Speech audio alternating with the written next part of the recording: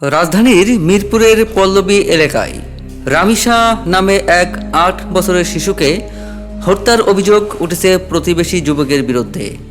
মঙ্গলবার সকালে পল্লবী থানার সেকশন ১১ এর ব্লক বি এলাকায় এই ঘটনা ঘটে। আমি তো বেরোয় গেছি 7টার সময়, আমি রাইড শেয়ারিং করি। আমি আমার মতন বেরোয় গেছি, আমি দুপুরে এসেছি দুপুরে খাতে আসছি। দুপুরে বাসায় আসি, আমার ফ্যামিলি দেওয়ার পরে আমি বাসায় আসি, দুপুরে রান্না করি, দুপুরে খাই, রাত্রে খাই, দুপুরে খাই আবার বেরোয় যাই, আসি রাত 10টা 11টার সময়। আর ওরাই থাকে বাসায়, ওই নিচে মিস্ত্রি কাজ করে আর এই জায়গায় থাকে। ওরা স্বামী স্ত্রী দুইজনই। ওর নাম সোহেল রানার ওয়াইফ স্বপ্না। ওরাই থাকতো, ওই রানা নিচেই কাজ করে আর ওই জায়গায় থাকে, সারাদিন ওরাই বাসায় থাকে। আমরা যারা আছি সবাই কাজে যাই। পল্লবী থানার উপপরিদর্শক SI মোহাম্মদ ওহিদুজ্জামান ভূঁইয়া জানান, খবর পেয়ে পুলিশ ঘটনাস্থলে গিয়ে শিশুটির গলা কাটা মরদেহ উদ্ধার করে।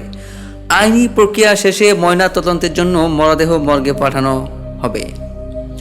পুলিশ ও স্থানীয় সূত্রে জানা যায়, সকাল আনুমানিক 9টার দিকে পাশের ফ্ল্যাটের ভাড়াটিয়া সোহেল শিশুটিকে হত্যা করে বলে প্রাথমিকভাবে ধারণা করা হচ্ছে। পাশে দেখো তাড়াতাড়ি, আমি কলাবাগান থেকে আবার উল্টা মেট্রো রেল দিয়ে ব্যাক করে চলে আইসা পরে দেখি যে এই অবস্থা।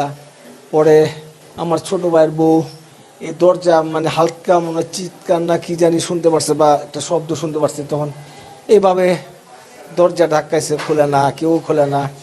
পরে লোকজন পিছনের থেকে সামনে লোকজন আইনা দরজা ভাঙছে। আর পিছনে এক আন্টি রান্না করতেছিল, উনি দেখছে যে গ্রিল ভাইয়া খুলে নেমে যাচ্ছে, তখন তার ছেলেকে মনে পাঠাইছে যে ওই বাসায় মনে চুরি হয়েছে, যা বলো তাড়াতাড়ি যা বলো, এটুকুই শুধু। এবং আমরা এখানে মোটামুটি 40 বছর ধরে আছি, আমাদের সাথে কোনো ঝগড়াঝাটি কোনো কিছু নেই। আমরা সকালে বের হয়ে যাই, রাত্রে চলে আসি।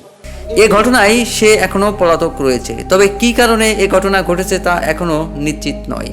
তদন্ত শেষে বিস্তারিত জানা যাবে।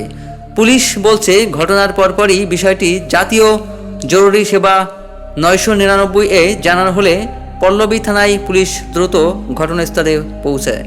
পরে CID ও অন্যান্য আইন শৃঙ্খলা বাহিনীর সদস্যরাও ঘটনাস্থলে উপস্থিত হন এবং আলামত সংগ্রহের কাজ শুরু করেন। এ ঘটনায় আইনগত প্রক্রিয়া চলমান রয়েছে বলে জানিয়েছে পুলিশ।